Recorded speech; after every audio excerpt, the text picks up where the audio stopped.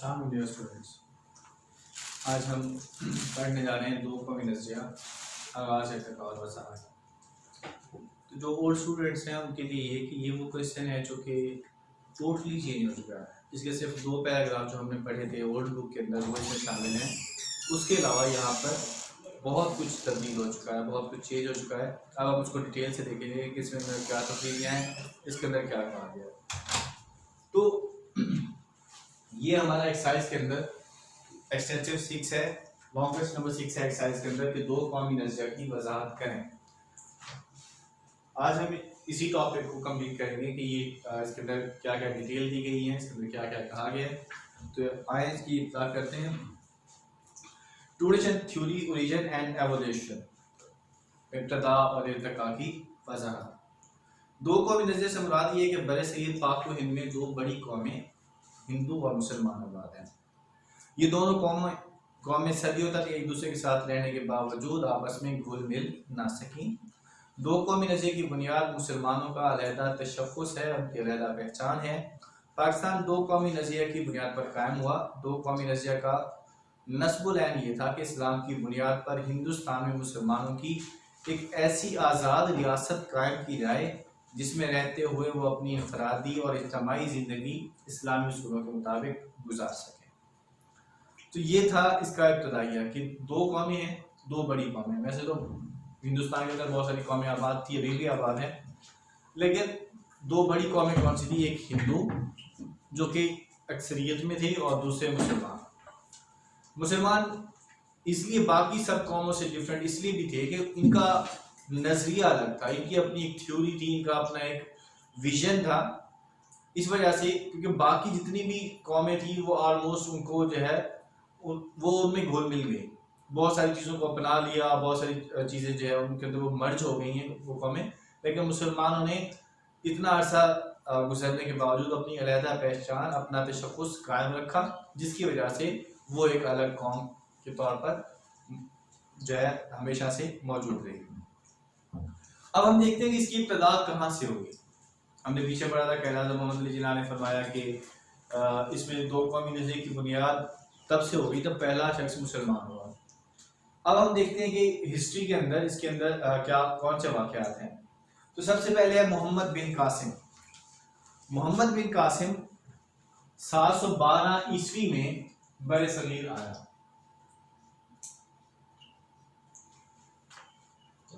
बरे सगीर में दो कौमी नज़रिए की इब्तिदा मुसलमानों की आमद और मोहम्मद बिन कासिम की फतह सिंध से हुई। वो सिंध के रास्ते दाखिल हुआ। 712 में अरब नौजवान सिपा सलार मोहम्मद बिन कासिम ने सिंध के राजा दाहिर को शिकस्त दी। मोहम्मद बिन कासिम के साथ कुछ अरब तबलीग इस्लाम के लिए भी आए और वो मुस्तकिल तौर पर सिंध और मुल्तान में आबाद हो गए। मोहम्मद बिन कासिम के हुस्न सलूक, रवादारी और इंसाफ ने मकामी लोगों को इस कदर मुतासिर किया कि वो उसे अवतार और देवता समझने लगे। तबलीग करने वालों ने उन लोगों को इस्लाम की सीधी, सच्ची और तौहीद की राह दिखाई और ये लोग बखुशी दायरा इस्लाम में दाखिल हो गए। इस तरह बरसगीर इस खित्ते में सिंध और मुल्तान में भी तबलीग इस्लाम का सिलसिला शुरू हुआ। इसके बाद हमारा जो दूसरा दौर होता है वो है गजनवी दौर हुकूमत। गजनवी दौर हुकूमत 1003 से 1206 तक मुहित है। 1003 से 1206 ईस्वी तक का जो दौर है ये गजनवी दौर हुकूमत कहलाता है। इस दौर में मौजूदा पाकिस्तानी इलाकों में फारसी जुबान ने रिवाज पकड़ा और इस्लामी तहजीब के नक्श गहरे हुए। यहाँ पर फारसी रिवाज पाई, जहाँ मुसलमान मौजूद थे उन्होंने फारसी, क्योंकि अरबी के बाद जो दूसरा बड़ा मीडियम था इस्लाम की तारीख को पढ़ने का, सीखने का, वो फारसी था। इसके बाद सल्तनत दिल्ली 1206 में कुतुबुद्दीन ऐबक ने दिल्ली के अंदर सल्तनत कायम की। ये 1206 से लेकर 1526 तक, 1526 ईस्वी तक जो है सल्तनत दिल्ली जो है ये वजूद रही। इसके अंदर मुख्तलिफ खानदानों ने हुकूमत की, जिसमें खानदान गुलामा, खिलजी खानदान, तगलुक खानदान, सादात और लोधी खानदान ने हुकूमत की। इसके बाद मुगलिया सल्तनत कायम हुई। मुगलिया सल्तनत 1526 से शुरू हुई और इसका इख्तिताम हुआ 1857। 1857 जंग आज़ादी जब हुई तो मुगलिया दौर हुकूमत में जो बादशाह काबिल जिक्र है उसमें बाबर, अकबर, जहांगीर, शाहजहां और औरंगजेब मशहूर हुक्मरान थे। आखिरी मुगल बादशाह बहादुर शाह जफर को अंग्रेजों ने 1857 की जंग आज़ादी में शिकस्त देने के बाद रंगून म्यांमार में कैद कर दिया, जहां वो बाद में इंतकाल कर गए और वहीं दफन हुए। बहादुर शाह जफर के हवाले से उर्दू के अंदर आप उनकी जो है गज़ल है वो आप उसके अंदर इन्हीं वाक़यात का जिक्र है। तो ये वो मुसलमानों का दौर हुकूमत था जब मुसलमान बरसगीर में आए और उन्होंने जो है यहाँ पर हुकूमत की। ये 712 से लेकर 1857 तक ये वो दौरानिया है जब दो कौमी नजरिया पनपता रहा, वजूद में आता रहा। यहाँ पर मुसलमान जो है बोलते रहे और उन्होंने अपनी तहजीब, तमद्दुन और सकाफत को कायम रखा। इसके बाद इसका जो दूसरा दौर शुरू होता है वो है सर सैयद अहमद खान। अंग्रेजों के हिंदुस्तान पर कब्जे के बाद जिस शख्सियत ने सबसे पहले मुसलमानों को अलहदा कौम करार दिया वो सर सैयद अहमद खान थे।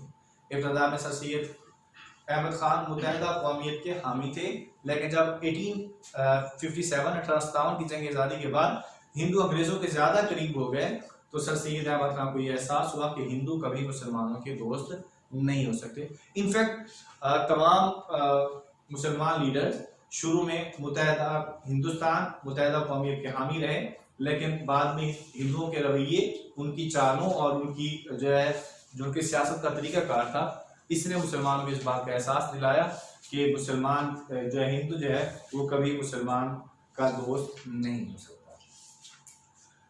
हिंदू मुस्लिम अलग अलग हो, ये सबसे पहले जो है यहाँ पर सर सैयद अहमद खान ने कहा। 1867 में बनारस में वाक़या हुआ उर्दू हिंदी तनाज़े का, जो बुनियाद बना दो कौमी नज़रिए। उर्दू हिंदी तनाज़ा हुआ बनारस में 1867 में, या फिर MCQ शॉर्ट क्वेश्चन में भी आ जाता है। तो ये जब ये वाक़या हुआ तो इसके बाद सर सैयद अहमद खान ने वाज़ेह ऐलान कर दिया कि मुसलमान और हिंदू दो अलग अलग कौमें हैं। तालीमी तरक्की, सर सैयद अहमद खान ने मुसलमानों को तालीमी और सियासी मैदान में तरक्की के लिए जिद्दोजहद का आगाज कर दिया। इस सिलसिले में तरक्की के लिए MAO हाई स्कूल और कॉलेज का क्या अहम इक़दाम थे। ये वो इक़दाम थे जो सर सैयद अहमद खान ने तालीम की तरक्की के लिए हमने फर्स्ट लेक्चर में पढ़ा था कि जब अंग्रेजों ने निज़ाम तालीम को जो है वो अंग्रेजी के ताबे कर दिया कि अंग्रेजी के जरिए निज़ाम तालीम होगा, तो बहुत सारे उलमाए किराम ने उस निज़ाम तालीम को रद्द कर दिया और वो तालीम को उन्होंने छोड़ दिया। तो सर सैयद अहमद खान वो पहले शख्स थे जिन्होंने तालीम के हवाले से इक़दाम उठाए। ये हम सेकंड चैप्टर में उसकी डिटेल पढ़ेंगे कि किस तरह से सर सैयद अहमद खान ने मुसलमानों को कायल किया कि आप लोगों को तालीम हासिल करनी चाहिए, आगे आना चाहिए। वो हम डिटेल में सेकंड चैप्टर में पढ़ेंगे। अभी के सिर्फ इतना ही कि इन्होंने सबसे पहले MAO हाई स्कूल और कॉलेज का क्याम किया।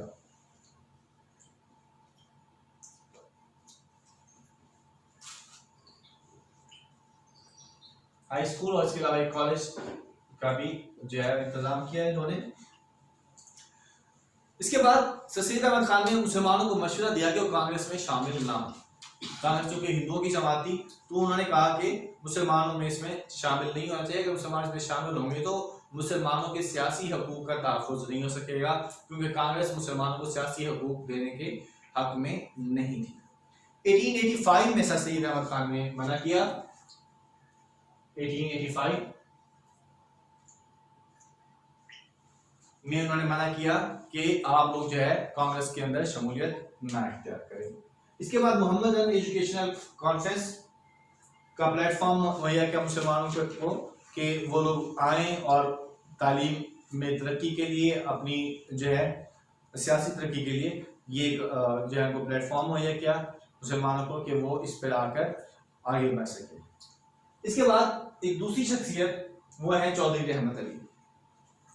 चौधरी रहमत अली इस्लामी कॉलेज लाहौर के नामवर तालिब इल्म थे। जनवरी 1931 में उन्होंने कैम्ब्रिज कॉलेज में कानून के शोबे में जो है आला तालीम के लिए दाखिला लिया। 1933 में आपने लंदन में पाकिस्तान नेशनल मूवमेंट की बुनियाद रखी। 1933 में पाकिस्तान नेशनल मूवमेंट की बुनियाद रखी। 1931 में इन्होंने एडमिशन लिया था वहां पर कैम्ब्रिज कॉलेज में। इससे पहले लाहौर के एक जो है वो फेमस स्टूडेंट थे। तो 1933 में इन्होंने नो और नेवर के नाम से 4 सफ़ात पर मुश्तमिल एक किताबचा जारी किया जो तहरीक पाकिस्तान के लिए मजबूत दीवार साबित हुआ और बरसगीर के मुसलमानों के साथ साथ दीगर कौमें भी लफ्ज़ पाकिस्तान से आशना हुई। चौधरी रहमत अली थे जिन्होंने लफ्ज़ पाकिस्तान जो है वो दिया, मतलब हमारे मुल्क का नाम देने वाले चौधरी रहमत अली थे और इन्होंने अपने किताब से नो और नेवर के अंदर ये लफ्ज़ दिया। तो इस हवाले से यहाँ पर थोड़ी सी डिटेल आपको जो है बताता चलूं। चौधरी रहमत अली जो है वो इन्होंने जो है कहाँ से तालीम हासिल की? इन्होंने इस्लामी कॉलेज लाहौर से तालीम हासिल की और कैम्ब्रिज कॉलेज लंदन से इन्होंने जो है कानून की डिग्री हासिल की। जबकि सर सैयद अहमद खान जो है ये कब पैदा हुए? 1817 में और इनकी वफात हुई 1898 में। 1870 में पैदा हुए, 1898 में इनकी वफात हुई सर सैयद अहमद खान की। तो बाकी जो डिटेल है वो हम नेक्स्ट चैप्टर में पढ़ेंगे। यहाँ इस चैप्टर में इनके हवाले से इतनी ही मालूमात दी गई हैं। तो यहाँ पर है कि 2 कौमी नज़रिए की वजाहत, ये आपका शॉर्ट क्वेश्चन भी है साइंस के अंदर कि चौधरी रहमत अली ने 2 कौमी नज़रिए की वजाहत करते हुए फरमाया बरसगीर में कई अक़वाम आबाद हैं, एक कौम नहीं कई अक़वाम आबाद है। इनमें 2 बड़ी कौमें हिंदू और मुसलमान हैं जो सदियों से एक दूसरे के साथ रहने के बावजूद आपस में घुल मिल ना सकी। इनके बुनियादी उसूल, रहन सहन के तरीके एक दूसरे से इस कदर मुख्तलिफ हैं कि सैकड़ों बरस की हमसायगी और एक हुकूमत के ज़ेर साया रहने के बावजूद इनमें मुश्तरका कौमियत का तस्वुर पैदा नहीं हो सका। एक ही गवर्नमेंट के अंडर काम करते रहे, चाहे पहले मुसलमान हुक्मरान थे या चाहे अंग्रेज थे, तो हुकूमत तो एक ही रही और ये सैकड़ों बरस एक दूसरे के साथ रहे, पड़ोस में रहे, हमसाये रहे, लेकिन इसके बावजूद मुसलमानों ने अपनी तहजीब, सकाफत जो है रिवायात रस्म रिवाज को जिंदा रखा, जबकि हिंदुओं ने अपनी रस्म रिवाज और रिवायात को पकड़े रखा। तो ये था 2 कौमी नज़रिया, आवाज़, इर्तिका और वजाहत। ये हमारा एक्सरसाइज के अंदर क्वेश्चन नंबर 6 है। इसके बाद हमारा एक और टॉपिक है छोटा सा, उसको हम कंप्लीट करते हैं। वो है ईस्ट इंडिया कंपनी की हिंदुस्तान में मुस्लिम कुछ माशी पॉलिसियों पर नोट। ईस्ट इंडिया कंपनी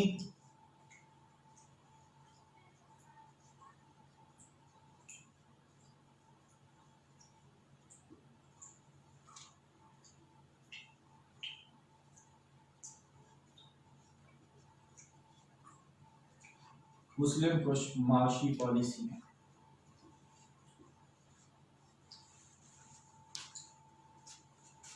अंग्रेजों ने ईस्ट इंडिया कंपनी 1600 में कायम की। ईस्ट इंडिया कंपनी कब कायम हुई? 1600 ईस्वी में। कंपनी हिंदुस्तान में ऐसी माशी पॉलिसियां बनाती थी जिसका ज्यादा से ज्यादा माली फायदा खुद अंग्रेजों को हुआ करता था। अब इसके क्या नताइज थे हम उसको पढ़ते हैं। ये 6 से 7 8 पॉइंट है हमारे पास कि अंग्रेजों ने अपनी सनत और तिजारत के तहफ़्फ़ुज़ के लिए हिंदुस्तान के अवाम पर भारी टैक्स लगाए जिससे मुसलमान भी मुतासर हुए। ये उन्होंने हैवी टैक्सेस जो है वो लागू कर दिए, बाकी लोग भी मुतासर हुए लेकिन मुसलमान भी इसमें शामिल थे। सेकंड पॉइंट है अंग्रेजों ने मुसलमानों को उन तमाम ओहदों से हटा दिया जो उनके आबा व अजदाद के दौर से उनके पास चले आ रहे थे। मुसलमानों को नए ओहदों से भी महरूम रखा गया। इस तरह मुसलमान माशी तौर पर बदहाली का शिकार हो गए। वो ओहदे जो है जो उनको तफवीज़ किए गए, उनके आबा व अजदाद को दिए गए थे, वो उनसे वापस ले लिए और नए ओहदे भी किसी को नहीं दिए, जिससे मुसलमान माशी तौर पर कमजोर हुए।